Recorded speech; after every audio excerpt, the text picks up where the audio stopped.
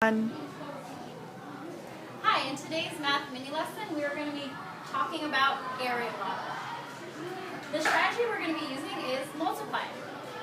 The vocabulary that you'll need to know today is area model, length, and width. Okay, can you echo that? Area model, length, width.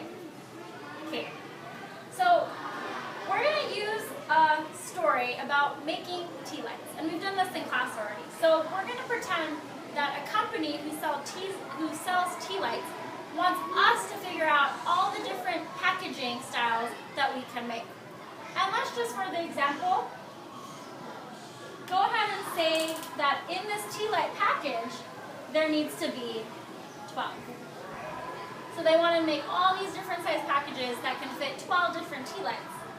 I can use the area model to figure it out.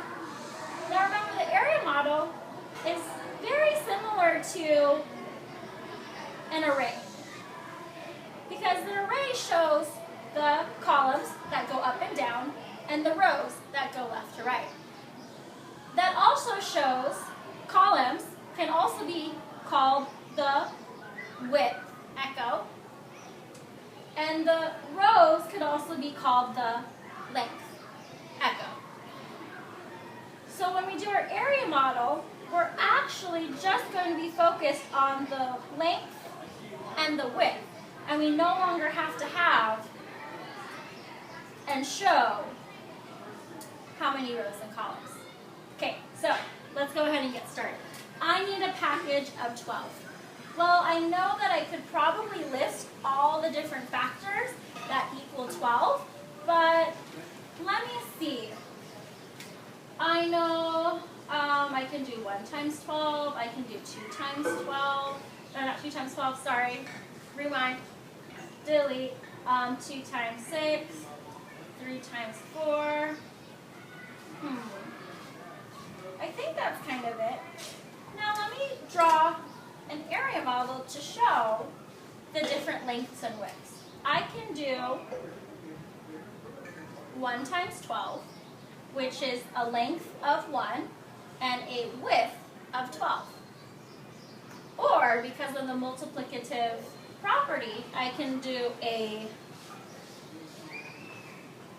length of 12 and a width of 1. Okay, what else could I do? I could do a length of 2 and a width of, oops, rewind, delete, I forgot it's half the size, I can do 6.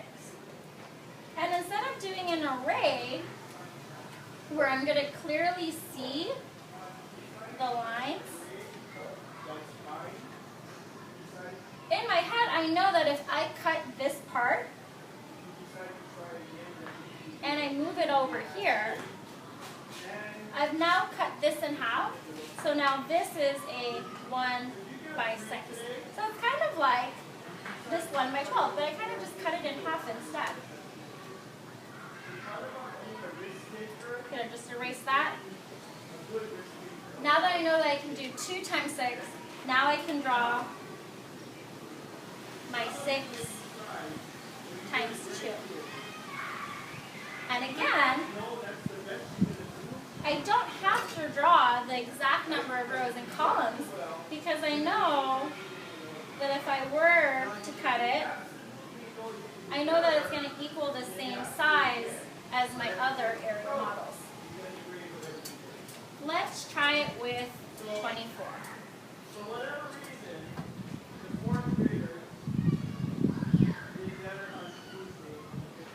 So, again, I'm going to try to list all the different factors that equal 24.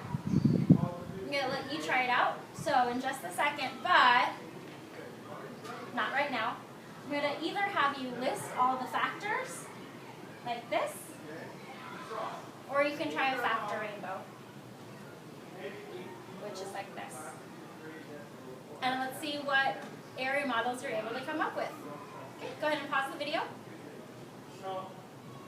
Okay, how'd you do? Well, let me get all of these factors.